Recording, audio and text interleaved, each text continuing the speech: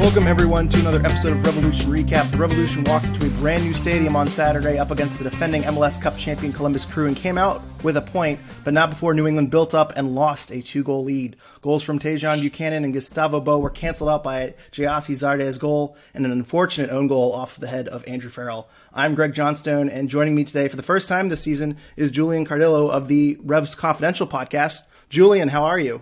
I'm good. I'm crossing over into the dark side. Yeah, in the words of Mr. Peanut Butter from BoJack Horseman, what is this, a crossover episode? So, I don't know if you get that reference. I assume 3 or 4 of our listeners get that reference, but I've been waiting to make that joke for years, and I finally get to, so I'm really excited. Yeah, don't tell Frank I'm cheating on him. Your secret is safe with me, Julian. But, Julian, this was a game of highs and lows. As I mentioned, the Revs kind of silenced the crowd, came out to a 2-0 first half lead, and then slowly blew it away. This is the 4th straight game we've seen from the Revolution where they've conceded multiple goals, which I think a lot of people kind of expected were maybe not a strength, but I don't think, defense was that big of a concern coming into the season, and now it's a big question on everyone's mind. After this game, what are your thoughts about the back line, and are you concerned about the way this defense is playing? A little bit. It seems right now that they are struggling to defend leads. It's now 4 games in a row where they've also conceded 2 or more goals. And so they're still top of the Eastern Conference, but I think that there are teams in the top 3 or top 5 of the conference who probably defend better than New England. And I don't think it's super sustainable. And I think that Bruce Arena has a few levers he probably needs to turn, not just in the back line, but maybe with the whole configuration with how the team transitions and is able to kind of get back and help defending. Yeah. And, I think Matt Turner usually, stands on his head a lot, and he certainly did in the New York City FC game. But lately, there have been some spots where even he's put in some very, very unfortunate scenarios where he doesn't have much of a chance. So I think this defense is really, really concerning. It's something we've talked about the last couple of podcasts. And one person that I think a lot of fans were upset with was Andrew Farrell. The highlight that you're going to see over and over again, that we have seen over and over again the past 2 days, is the own goal, which glanced off his head. He turned around. He was trying to track down an attacker, and he kind of turned away from the ball, and the ball unfortunately bounces off of his head. Matt Turner was out of goal, going to chase down the ball and try to win the loose ball, and unfortunately Andrew Farrell heads it back towards goal, and it goes in. How much blame for that 2-2 draw do you think Andrew Farrell deserves? Yeah, I think it was an unfortunate moment, obviously, and it's tough to answer a question like that because there were so many moments where I felt like the Revolution lost points in this game, and it wasn't just that one play, even though that play was really important. I think even Bruce Arena said after the game that if they hadn't given up that goal before halftime that Gyasi Zardes scored, they probably walk away with the full 3 points. And then on that play itself, mistakes happen, weird bounces and deflections happen. And I think that Farrell being more alert probably negates that situation entirely. But I'm more upset with how both he and Turner handled the clearance. I don't understand why that was such a tough ball to clear. I'm more concerned with that than the actual deflection that, came off his head and sent the ball back toward goal. Everything from the communication to the execution of the clearance just was really, really botched. And if I'm going to blame Farrell for anything on that play, it's more so that. Well, we can get to his overall performance in a second because I have some thoughts too, and they kind of echo what you just said. And I kind of wanted to lead off with this a little bit because I want to come to Andrew Farrell's defense a little bit. I don't think it was his best game overall this season or the best game we've ever seen from Andrew Farrell, but I think he's getting some unnecessary heat. But specifically on that play, I think that the overwhelming sentiment was that was a major error on Farrell's part, and really that was just the unluckiest play I think I've ever seen, where it hits off his head and Turner is just far enough out of goal and his momentum is taking him away from goal so much that it's really a freak accident, and I don't think that necessarily reflects how good of a player Andrew is. So that was a very unfortunate moment. It's very unfortunate that it cost them 2 points. It's interesting that you bring that up because I've seen a lot of debate over whether or not Farrell should have stayed out of the way on that one, if he should have tracked it down.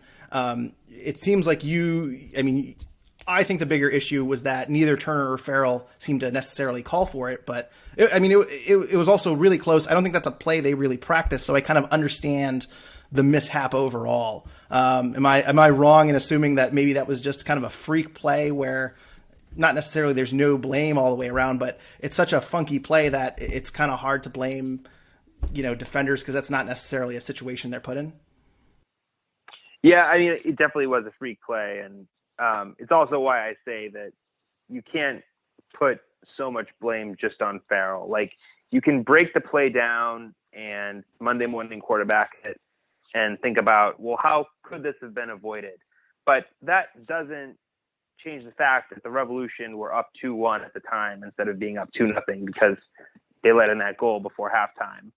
And I also agree that Farrell's getting probably more heat than he deserves. I mean, in the weeks leading up to this game, while they were still conceding, 2-3 goals a game, there were some people saying that Farrell needed to be in the conversation for national team camp.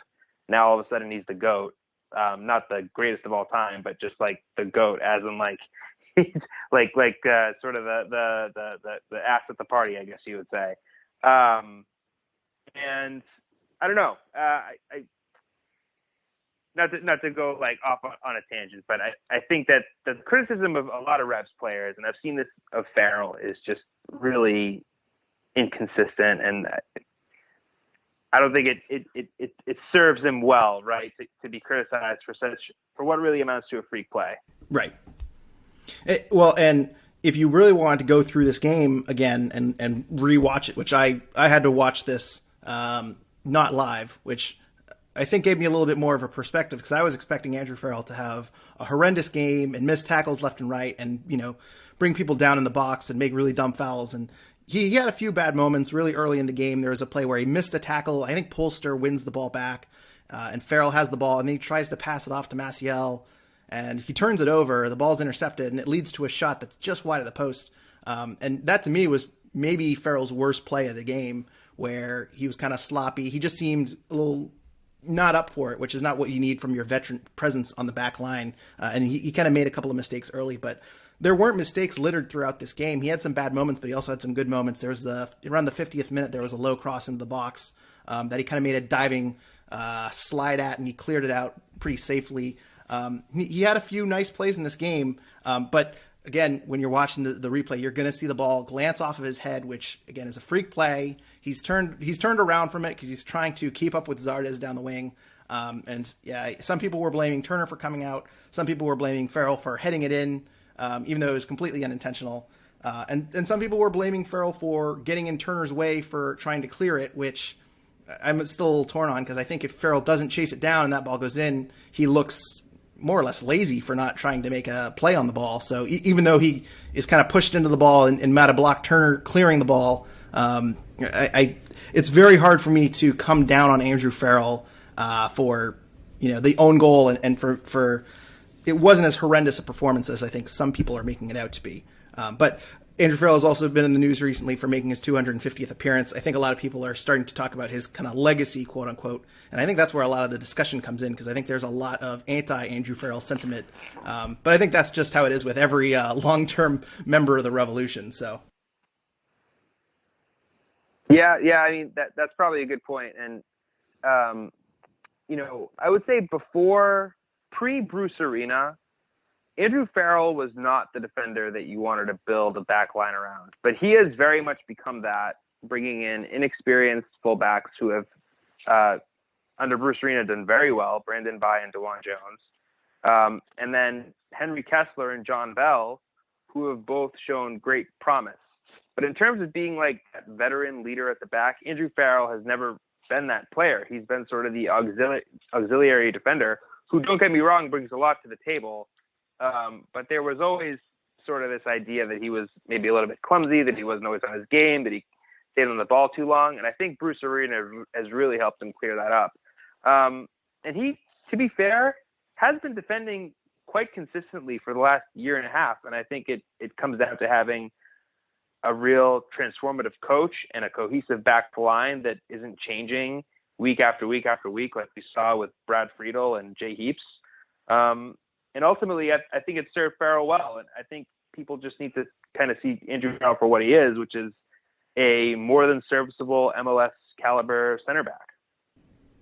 Now, getting into some of the negative responses, we did get some questions on Andrew Farrell that we're going to go through. I think we might have already kind of given away our hand on where we land on these, but Powder Hungry asks us on Twitter, why is Farrell starting? And Macho on Discord says, should Farrell start against Toronto after his disaster class today? So obviously 2 questions that are a little harder on Andrew Farrell than we are.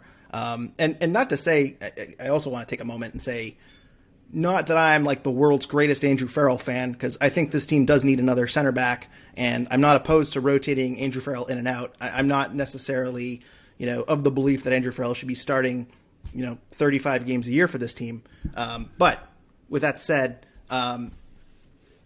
getting to these questions about why is Farrell starting and should he be starting against Toronto, Julian, what are your thoughts on that? Bruce Arena has stressed rotating players in and out, but Andrew Farrell has held down that spot game in and game out. Do you think we see him against Toronto on Wednesday? And kind of expanding on that, do you think he continues to start every single game going forward?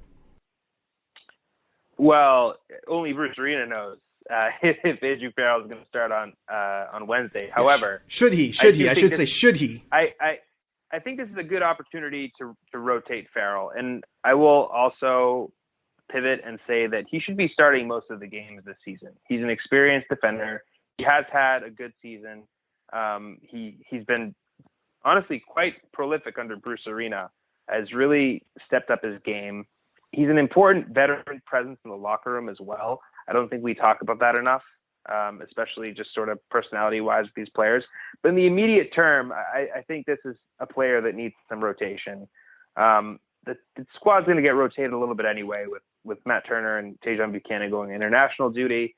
And you have some good veteran players waiting in the wings, if not, promising young players as well. I'd really like to see AJ De La Garza get a chance at the back. Toronto is arguably the worst team in the league. I could be talked into, this wouldn't be my first choice, but I could be talked into having a John Bell, Henry Kessler pairing. And then further down the line, this is the summer, and Bruce Arena has opportunities to add talent, which I'm sure we'll get into later. But ultimately, I don't think it's the worst thing in the world if Andrew Farrell sits a game. I agree with you that he's not necessarily the type of player who needs to start all 35 games. But in terms of just doing some rotation and giving the back line a different look, especially after they've had the streak where they're giving up so many goals, rest Farrell, bring in a veteran like De La Garza who knows the league, who can lock things down, and have him pair either next to Bell or Kessler for the Toronto game. Yeah, and I don't want to take up too much time repeating everything that you just said, but this game against Toronto, that is Wednesday, 2 days from now, it's a shorter week. You have a long period after that. I think this is a really good opportunity to get De La Garza some minutes at home where you're going to be on the front foot against a bad team. They just fired their coach, and I think some people kind of speculate that there might be an effect of, the bad coach is out, now the team is going to show up and have a good performance. That's kind of a thing in the NFL where when a bad team fires a really bad coach, it's kind of the Bill O'Brien effect, like the Houston Texans won comfortably the week after they fired Bill O'Brien. I think some people might think that Toronto is going to come in and, be a little more, rejuvenated with a new coach, but I'm not so sure about that. And I don't know if they're going to come in and, fight really hard against New England, who hasn't dropped a point at home all season. So this is a really good spot for Farrell to sit, get someone else some minutes. We did get a question from James Downing, who said, I understand Bruce wants to start a veteran center back alongside Bell or Kessler. It probably shouldn't be Farrell for a little while. Where is De La Garza? And I kind of agree with that. I'm not that I'm surprised De La Garza isn't getting a ton of minutes, because I don't think his role was ever to be a rotation. I think he was a backup. But I think De La Garza could fill the role that Farrell plays very well, and I think Farrell probably needs a break at this point in time. So, in my opinion, we should see De La Garza on Wednesday against Toronto. And I think it sounds like you're in agreement on that. But going forward, I think Farrell, if you want to have a deep run in the playoffs, until you bring in someone new, I think Farrell is the guy over De La Garza, unless, I don't know, Farrell declines massively or De La Garza has a really standout performance. I don't know if there's anything that's going to convince me of that. Real quick, Julian, you mentioned you're not a huge fan of Bell and Kessler. Give our listeners a reason to why you're not a big fan of that pairing. Oh, it's not so much that I'm not a big fan of it. I could be talked into having two very young defenders. But I've kind of said this point too. It's more of the youth and inexperience, and Farrell kind of gives you a veteran presence along a youthful back line. Is that kind of the line of thinking of why we haven't seen it so far? Absolutely. And, just to go off on a slight tangent, back in the Heaps era, Jose Gonzalez would always pair with either Stephen McCarthy or AJ Soares. AJ Soares and Stephen McCarthy seldom, if at all, played next to each other. And it was an experience thing. You needed Gonzalez to be one of the center backs, just like you need a veteran guy right now, the most veteran guy with the best legs, who's closest to full fitness and can go the 90 is Andrew Farrell. Yeah, no, I agree 100%. One more thing, though, on this back line, and it's something I've mentioned on previous podcasts, is that the window is coming up soon. I think it opens on Wednesday. So the same day of the Toronto game, that secondary transfer window opens up. In my mind, at the top of the shopping list is a center back. Not that the three center backs we have are terrible, but I don't think any of them are standout performers, and I think the back line could use some reinforcements, especially in the center back pairings there. Do you think we see a center back come in over the summer for the Revolution? I think Bruce is probably keeping all his options open. I do think we'll see some movement on the international transfer market, but I don't know if it's going to be in defense, and it's because Bruce has been really reticent to add too many defenders at once. We actually entered the season, I feel like most of us in the Revolution Media Corps, saying that on day one of the 2021 season, they were at least one center back short. And Bruce, every time this has been brought up, has said, nope, things are good the way they are. We're happy with De La Garza, Farrell, Bell, and Kessler. So I don't know how much of a hurry he's in. I sort of think he's approaching this recent defensive snag more along the lines of tactics than personnel. Whether that's the right thing, I don't know. I personally would like to see them go out and add another center back, but I just don't know if Bruce shares that same point of view.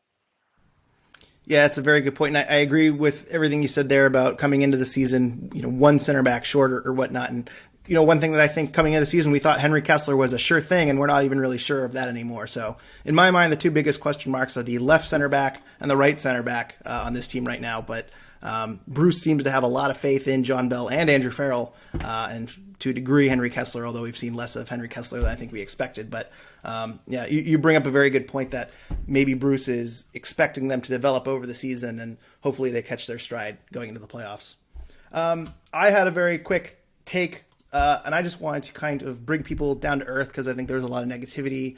Blowing a 2-goal lead is never fun, especially with the way the Revs have been clinging on to leads or lack thereof lately. But I think I want to take the glass half full approach here, and that the Revs are surviving their tough battles. They went into Philadelphia. They tied in Philadelphia.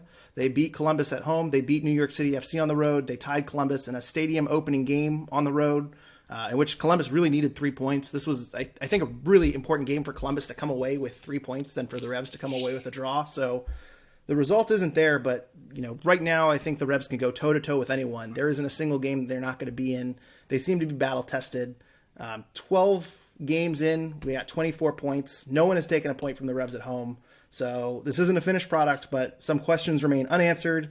And this was a tough game after a tough loss in Dallas where there could have been a hangover effect, and there wasn't. So even though they blew a lead, which is a concern, I think the fact that the Revs came out and punched Columbus first and then punched them a second time and took a 2-0 lead here, I think that's a really, really good thing that they were able to turn the ship around. And I'm kind of saying a little hesitation because they need 3 points from Toronto on Wednesday, but if they come away with a draw in Columbus and then a nice, comfortable, 3 points on Wednesday against a terrible TFC team, as you said, Julian. I think everyone should be happy with that. So even though there are some mistakes and some weaknesses, I'm feeling really, really good about this team, and they rise to the occasion, and I think that's a really positive thing. Yeah, I don't think you're wrong. I think all those are really great points, and I also believe that getting a win against Toronto will right the ship for the team and kind of get the bad taste out from the Dallas loss and dropping the 2-goal lead in Columbus. This team is where it is for a reason. They've been perfect at home, and they find ways to score goals and get points on the road. I will say that if this recent 4-game stretch is not an anomaly, and that there are in fact issues with the back line that require more than just simple tinkering and adjustments, that being the sort of team that gives up 2 goals a game for 4 games straight is not sustainable, and that teams like Orlando and Philadelphia will catch up eventually. But for now, I think the Revolution have sort of earned the right, even though they just coughed up that 2-goal lead, to sort of keep proving doubters wrong and to say that, they're the best team in the conference. They have the best record. And like you said, they've been finding ways to score goals and get points. Yeah. And it's kind of weird because I kind of, as a cross sport reference here, I kind of feel the same way about the Red Sox, where the Red Sox have some holes in their lineup and in their pitching staff that you kind of say, this team is not going to win the World Series with this person here, or they're getting away with a lot of things here, or they're winning a lot of one-run games and all that. And I kind of feel that with the Revolution too, where they're in first place. I feel like they're deserving of first place, but in the same breath, you see them make mistakes like they did against Dallas, or you see them blow a 2-goal lead in Columbus, and you say, this isn't going to work for the playoffs. You need your best performances. And while I think this is a very good, strong team and a mentally strong team, I feel like they aren't getting their best performances, especially defensively. So, yeah, I don't know if that's just a matter of they're in a bit of a rough patch and hopefully they hit their stride in playoff time. But overall, I think you can't question the mentality of the team, and they're creating a lot of chances. They seem to be clicking on all cylinders. Hopefully when Buchanan goes off to the Gold Cup, hopefully they're still able to create goals and some chances, which I think they will. But yeah, I think they're just in a really, really good spot. And there are some concerns and some holes that people are complaining about. But overall, I think the Revs are in a really, really good spot, and they've set themselves up for success later. I did want to talk really quickly, though, talking about Tajon Buchanan and Matt Turner. They are leaving. They are going to be out, I think, at least 4 games. I would have to go back to the calendar and look. I didn't write that down before the episode. That is probably a mistake on my part. But they're going to be out probably about a month. And the Revs are going to be without their star goalkeeper and a very, very dangerous offensive weapon down on the wing. Julian, how concerned are you about missing Matt Turner and Tajon Buchanan? Well, given that Matt Turner is probably the best goalkeeper in the league, it's concerning. He's made several saves in these close games that we've been talking about that flip results. Now, Brad Knighton is a more than serviceable backup, and I think that mentally he probably knows that he's in that role backing up Turner. So it's not totally the end of the world, but anyone who's seen this team for the last 3 years knows that Matt Turner is certainly the better option to Brad Knighton. And so there is that added vulnerability.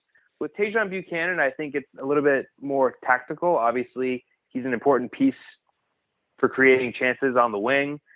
He's been very prolific in the last month and a half, especially. And he's sort of like maybe the story of the Revolution roster in the last 18 months, at least since the playoffs, right? He was sort of the story of the playoffs for the Revolution, and then came in and really seemed to continue his momentum this season. I think that there's a way to make up for Buchanan's absence more than there is for Turner's. That said, I think Bruce Arena will have planned for this, and I think he'll be willing to kind of shake up the decks a little bit and give Knighton some confidence heading into this stretch. Basically knowing that he's the guy between the pipes and that it's going to be his responsibility to shepherd this back line. Yeah, it's going to be a very big test for Knighton, but we've seen him come in and be a backup, and that's why you have a Brad Knighton on your team in the event of an injury, or in the case Turner is out for a few games. So it will be a challenge, especially with the way the backline has been playing recently. But I have a lot more concern about the goalkeeping position than I do on the wings. I also will say too about Tajon missing the next few games. If you look at the schedule, home versus Toronto, I don't think that's particularly a challenging game. That should be a win from the Revolution perspective. Then you go on the road at Atlanta. I bet that'll be a tough game. I mean, it's never easy going to Atlanta. Inter Miami, which I don't think they're having a particularly good season. Then home versus Montreal. So those are your next 4 games. So I think this is a really, really big moment for Teal Bunbury, who I'm sure will see a ton of those minutes on the right wing. I bet we see a little bit more of him and get him more involved. Those are going to be some very, very key minutes to how much he's going to play down the stretch if he's going to earn a spot. I'm going to want to see a lot from Traustason, who I'm sure is going to be rotating in on that left wing in and out. I'd like to see Emma Boateng here and there. I'm sure we'll see a couple cameos from him. So I think there are 3 players that really need to show up for these games, and these aren't necessarily the toughest games for them to make an impact. So I think we're going to learn a lot about the depth of this team offensively over the next few weeks, which I'm a little bit excited about. And then hopefully we have more answers than questions when those players return. So I did want to ask one more thing before we get to listener questions here. I wanted to get your thoughts on Tommy McNamara starting at left wing or left mid, depending on how you view it. But Tommy Mac gets the start on the left over Traustason. We got a question from Paul Gerard who says, I don't understand why Tommy Mac started out there. He didn't have many dribbles forward or much link-up play with Heel or Bow. With 2 defensive midfielders playing centrally, the Revs have to generate attacks on the wings, but McNamara was an offensive black hole. And someone also commented that it shows there isn't a good option there in Bruce's mind. So real quick, what were your thoughts on starting Tommy McNamara on the left wing, and what did you think of his performance? Well, I think that based on his recent form, Tommy McNamara should be starting. Whether it's on the left, I'm not so sure about that. And my sense is that this is a game that Arne Traustason probably should start. He should be a starter in general. For me, though, he's had a tough season. I think that's obvious. And in a lot of ways, I think he's very similar right now to how Adam Buksa was last year, where you've got these 2 really strong technical players who, for whatever reason, are just struggling to make an impact in a new league. Maybe getting benched is sort of the motivation, or caused the motivation that Traustason needs to sort of break through this early period in MLS where he's still getting used to everything. And I don't know. You mentioned Emmanuel Boateng in the last question. I'm very surprised that we've seen basically none of him. I think he would have made a little bit more sense than McNamara, or even having Teal Bunbury over there. So I think this is also just a case of Bruce maybe being a motivator. We know that he's very good at that, but Traustason in general is someone that you really want more out of. Yeah, and the McNamara move, really, to me, I think part of it is Traustason has not played amazing so far this season. I don't think there's a whole lot of secrets there that he isn't as good as advertised.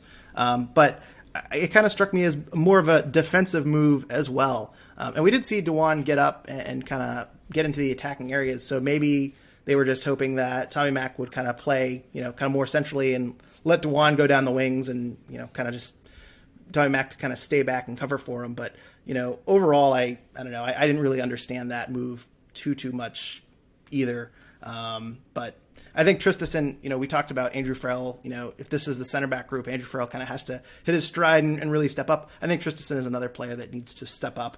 Out of curiosity, Julian, the window is opening. Do you think left wing or left mid is a spot that they might be improving over the summer window, or do you think that they're going to ride it out with Traustason and see what they can make of him?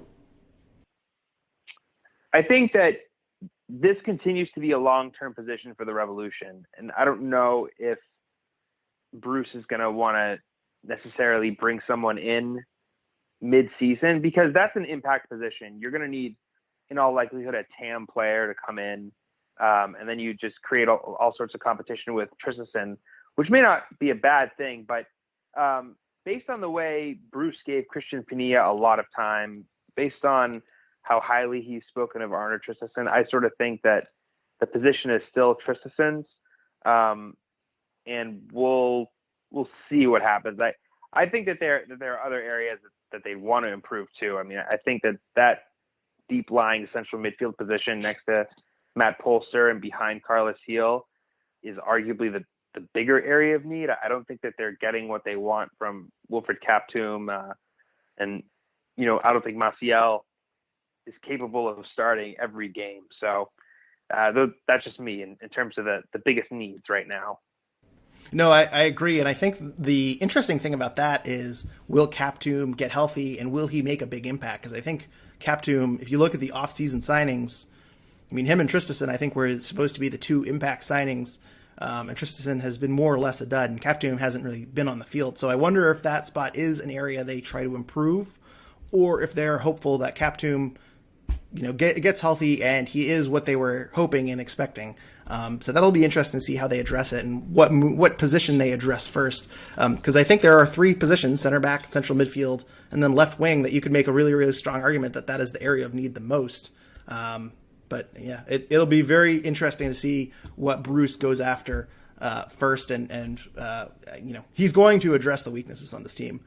So it'll be very interesting to see how they go. Before we get into listener questions, we wanted to give a shout out to our sponsor, Golasso Kits. Golasso Kits has a wide-ranging selection of jerseys, shirts, shorts, scarves, and general merchandise for every fan, whether you are a collector or a casual fan. With items from clubs and national teams from over 80 countries, Golasso Kits has something for you. Need some U.S. men's national team merch for the upcoming Gold Cup? Golasso has jerseys, t-shirts, jackets, and hats from 1996 to 2019. Maybe you want to cross over to the dark side this year and support our friends up north because of Tajon Buchanan? Check out the 2019 Canadians men's national team home kit, available right now. And with the Olympics coming up, don't forget about the women's national team. A 2020-21 road kit in new condition is available right now for $29.99. And if you can't decide, there's also a mystery kit option where you can put in your size and what you were looking for, and you get matched up with the kit of your dreams. And not only are these shirts affordable and at competitive rates, but if you use promo code REVSRECAP at checkout, you get 15% off your order. That's promo code REVSRECAP for 15% off your order at GolassoKits.com. The code and website are available in the show notes of this episode. Thank you again to Golasso Kits for sponsoring this podcast. Okay, first listener question. We got a question from Eric, who says, a 0.1 or 2 points lost? And regardless of the Zardes push, was it a communication error that kept both Turner and Farrell from clearing that ball? We kind of covered that one a little bit, and I think you and I both agree that there should have been a little bit more better communication, but it's really hard to blame them because it's not like that. It's something they practice. It was kind of just chaos, and I don't think either one of them was sure they were going to be able to clear it, and so I think they both kind of figured, they'd both make a run for it and hope for the best. But in your opinion, Julian, was this a 0.1 or was this 2 points lost? I'm going to say this is 2 points lost. They did have a 2-goal lead, and like I said before, I actually don't think the pivotal moment was Columbus' second goal. I think it was their first. I think if that doesn't go in and that's defended a little bit better, and I don't think that play was defended very well, we're looking at a very, very different result. So for that reason, and that reason only, I'm going to say 2 points lost. Actually, one thing we didn't talk about earlier, but on that first goal, I guess I didn't go much in that first goal. In my mind, if someone has taken a shot from outside of the box and it's not a screamer, I'm really confident Matt Turner makes the save, and he didn't make the save. So it wasn't well defended, but part of me was shocked that it got by. I mean, Matt Turner, I don't think you can put too much blame on him. It was a very well-placed shot, but I was stunned he wasn't able to get to it just because I think I naturally just assumed that any shot like that, he's going to end up getting to. So that first goal was a real backbreaker, I think, between the timing of it. It allowed Columbus to get back into the game. And really it seemed like a shot that you didn't expect to go in, at least from my mind. I was kind of stunned it trickled in. So, I will say, though, I took the glass half full. I think this is a 0.1. The Revs could have come out. They could have had no energy. Columbus came out with some really, really strong chances in the first 5 minutes of this game. The Revs could have been deer in the headlights. They could have packed it up. They could have ended up losing 3-1. They could have, had the Dallas hangover effect. It was a tough road game. And, most of that, they won the first half pretty handily. So I know a lot of people are looking at this as 2 points lost because they blew that 2-goal lead. But I think you have to give a lot of credit to the mentality and the way the Revs came out and the way they scored 2 goals early. So I'm going to be glass half full and say a 0.1, although I'm well aware I'm in the minority opinion after that game. So Eric also asks us thoughts on Kaptoum's minutes, almost greatness with that volleyed shot. It's not a whole lot to go off of, but Julian, what were your thoughts on Kaptoum in this game? I mean, he's coming in, and it's clear that he's a very strong technical player, but I don't think that he is yet melding into this team's tactics the way anyone would have expected, earlier this season. There were big expectations of this player, and we just haven't seen them come to fruition. So almost greatness on the volley, but so far, not really much of a contribution overall. Yeah, I agree, and I think this is the biggest question mark because I think this still could be a great player that we just haven't seen enough of. But I also could see this being a guy that's plagued by injuries all year and doesn't make much of an impact. So I think he's had 1 start and maybe 3 appearances or 2 appearances. I think he's still around like 70 or 80 minutes. So it's tough to kind of judge until we get a full 90 minutes. But yeah, nothing has really wowed me so far. I think that spot next to Polster, you can kind of say that about everyone. You have Tommy Mack, you have Maciel, and they've put in some good performances here and there, but nothing's totally wowed me, and I think they're still looking for that piece. So maybe that's Kaptoum, but maybe not. But yeah, I agree. Nothing from this Columbus game really stood out to me as the guy. So. TSB11 asks, the Revs seem to play almost exclusively through the wings and always very direct. Is this a Bruce thing, or is our midfield just not very good? What are your thoughts on that, Julian? I could see why you would ask that. I don't actually think they only play through the wings, though. Although dominant wing play is sort of a hallmark of Bruce Arena teams. But in general, I would say that having Carlos Heel drop back and be able to create chances from either deep in midfield or just outside the box sort of means that their engine is operating from the center of the pitch. So I don't really buy that they're only creating chances from the flanks. Yeah, and the only other thing I'd add too, because you said it very well, but I'd also add that I think they have some very dangerous wing players. So I think that might be why it seems more dangerous this year. I think DeJuan Jones, there was an article in the Bent Musket about DeJuan Jones having a very strong season. He had a pretty good cross with his left foot. And if he learns to cross with his left foot, he's a lot better at left back. I mean, he's a pretty good left back because he has all this raw athleticism. I mean, if he turns into someone who is going to be able to dangerously cross the ball, that's a real problem for defenses. And you have Tajon Buchanan on that right side too. I mean, that's just a very, very strong winger. So I think part of it is, it is maybe a Bruce thing, and maybe our midfield is quote unquote weaker, but I think they just have strong wingers and they're able to generate chances from those areas. So it's hard for me to bash the midfield, although as we've mentioned, I think they could use a little bit more strength in that position. So we did have one more question here. Actually, it's not really a question, but just a thought on DeJuan. Paulo says, Diaz is an international caliber player, and DeJuan handled him nicely. DeJuan is having a potential breakout year, in my opinion. And I just kind of have some stats I want to rattle off here. He obviously has an assist, 73% passing. He was 1 for 1 on crosses, 49 touches, but he was also 8 for 13 on duels, 4 clearances. Still not a great tackle percentage. He was 2 for 7 on tackles, but obviously he did a really, really nice job on Diaz and kind of minimizing his impact in this game. Julian, what's your thoughts on DeJuan? Do you think he might be the answer full-time at left back? Because it seems like year after year he's impressing more and more at that spot. Yeah, I would agree. I mean, he's definitely the prohibitive favorite to keep that position for the rest of the year. We came in with big expectations, at least I did, of Christian Mafla. I thought he'd be the starter day one. And then, reality sort of set in. But I was also, back when I was thinking that Mafla would be the go-to starter, I was sort of, sad isn't the right word, but I felt a little bad for DeJuan Jones because I thought that he had done some really great things on the flank. And I'm glad that he's getting time right now. I think that, like you said, his crossing does need to improve, and I think his positional awareness at very specific times of the game, either when there are a lot of numbers forward or he has to get back, needs some improvement, but there's no reason why he can't keep the starting job for the rest of the season and beyond. Yeah, and every year he seems to be getting better. I mean, that's not a role that he played in college. He kind of was, I don't want to say forced into that left back role, but he kind of made his way over there, and he's making it his own. So, I mean, I don't know what the situation with Mafla is, but, he also hasn't missed any games. Tajon has not missed many games since Mafla's been out. So, game in and game out, I mean, there's been very few performances. I guess the opening game against Chicago, there was kind of a bit of a mess on that left side, but I'm trying to think of how many goals were Tajon's responsibility, and I'm drawing a blank. I'm sure our listeners will correct me tomorrow in my Twitter mentions, but yeah, I just think he's getting better and better overall. And as I say, my old criticism of him was, okay, he can run fast down the flanks, but then what? If he's stuck in the corner, he's stuck in the corner. But, if he's able to start crossing, especially with his left foot, that is a real problem. He's going to be a very, very dangerous wingback in the league. So, agree with everything you said there. It's going to be a lot of fun to watch him get better. The only other comment we had is from James Downing, who says that Diego scored again, and the better Buxa signed for Genoa. I'm probably mispronouncing that, but he signed in Serie A.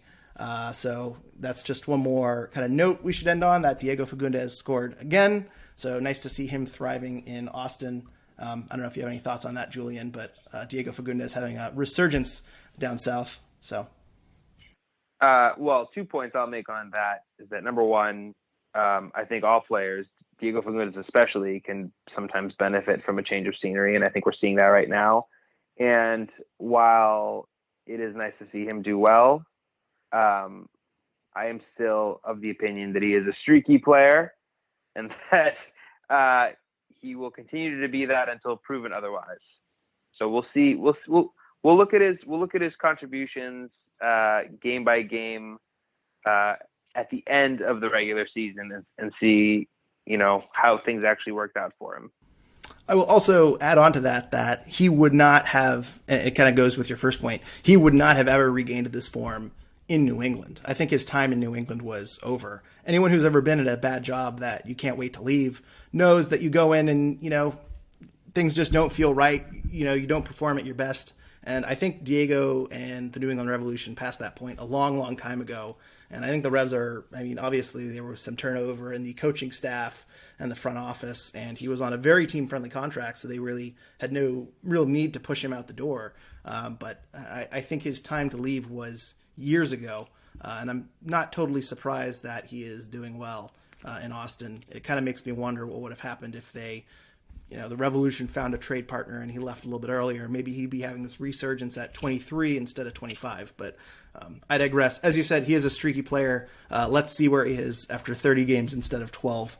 We might be having a totally different conversation. So that wraps us up. Julian, before we go, do you have any final thoughts, and also give our kind listeners where they can find you on social media? Definitely. Well, Greg, this is a great conversation, and I'm really glad to have been able to come on. I got to have you on Revs Confidential and other members of the Revs Media Corps. It's a big family. I don't consider you guys competitors. I consider you guys colleagues and peers, and ultimately, more attention on soccer in New England is positive.